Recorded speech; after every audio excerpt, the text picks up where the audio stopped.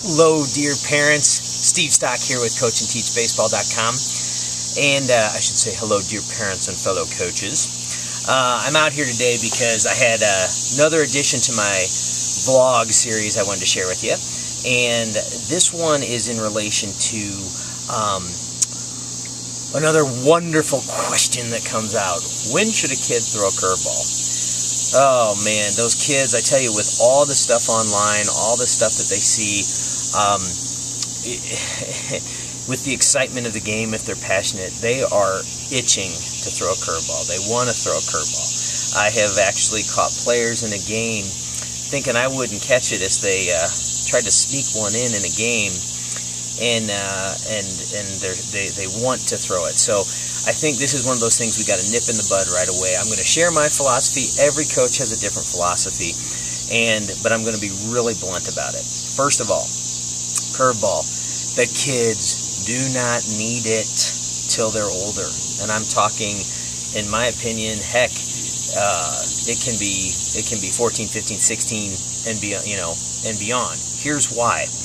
Couple things. First of all, if you're a parent that's new to this, or a new coach, or a parent that got stuck being a coach and is learning this, what we have here, hopefully you can see this, here's your baseball, a traditional four-seam grip, fastball. You just go across like that on the ball. I don't know if, hopefully you can see it on there. There's your horseshoe, four-seam grip for a regular fastball.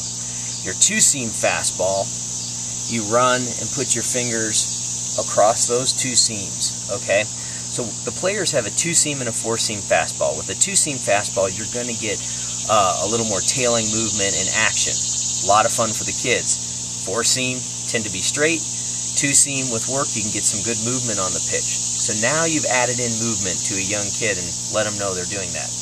I'm a huge advocate of having them master the four-seam, two-seam, and a changeup. With those three pitches correctly used and taught very well, those kids are going to be 9 times out of 10 doing very, very well at a little league level. Now, a changeup. What you do, I prefer the circle change, which in essence, you can see, you take your 3 fingers across that horseshoe. My hands are a lot bigger than a little leaguer, but they're going to be like that, and you make a circle, kind of like you make an eye there. I don't know, I can't tell if you can see it on here. A lot of you know that, but you have put those across, your 3 finger across the horseshoe, and now essentially what that's doing is choking your fastball. So the player will do the same motion just as they do their fastball, and as they pronate out, the ball comes off. Arm angle, arm action looks like a fastball, and it's coming the same speed, but how the ball is choked will make that ball come out slower and dive at the end. Okay, so it looks like a fastball to the batter. They get out in front, and the ball dies on them. Okay. You can also, for little leaguers, if you want, you can have them throw basically a three finger changeup, which essentially underneath, they cross their fingers underneath, and it's essentially choking that ball back. Again, as it comes off the hands, it's going to come slower just because it's choked back into the hand. You're getting more friction as it's coming off, but the arm action and speed stays the same. So anyway, that's a little review. Now, for you new parents, new coaches, the reason to quickly show why I'm not a fan of having the kids throw a curveball. Here's your four-seam fastball grip, all right? As you know, as they come over the top, and hopefully you can see this in the video, you're right here in this position. I want you to take a baseball and try this, all right? So they finish their pitch. Now, with a curveball, you're going to put your finger on that seam. You can leave the finger up, you can leave both fingers down on it, and the difference is a four-seam fastball, you're here. Now, go to that curveball grip, and instead of having it in your fastball position, turn that wrist. You're going to turn it because you come over the top and snap it. Simply by doing this versus this, you can already see the strain on the elbow. Okay?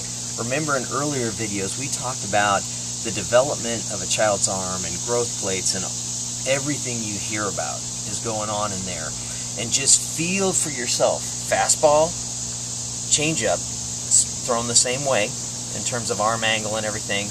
Now you throw curveball. Turn that wrist 90 degrees at the top all that strain is coming back under this arm here, okay? This is why I'm not a fan of a curveball until the player has started to mature in their growth, their muscle development, their arm development, their size development, where you have also, in my opinion, when they're of age, to have a good conditioning and arm conditioning program in place. The key to a curveball is making sure all components of the arm are at a developed and strong and conditioned to be able to handle the strain and stress of that pitch. And again, as hard as it is to believe, a well-taught 2- and 4-seam fastball and changeup, okay, will have so many of the same results that you get out of the flashy curveball that you can throw. So I'm pretty passionate about that. I hope this video, I hope I was able, you could see it, you could see what I was explaining with the different pitches and the arm angle and why it puts strain on it. But for me, I'm just a big believer that as coaches at the youth level, we have an obligation to have them master the 2-seam, 4-seam fastball and the changeup, because that really does give them the platform to succeed and be very, very successful. Then when their arm strength, body size, and is in condition to add in the curveball, they can really dedicate their focus to mastering the release point of the curveball, the whip that you need and snap that you need in that curveball to get that action, that 12 to 6 action, ideally off of a curveball. When I say 12 to 6, picture a clock. You want an absolutely nasty curveball to break that 12 to 6.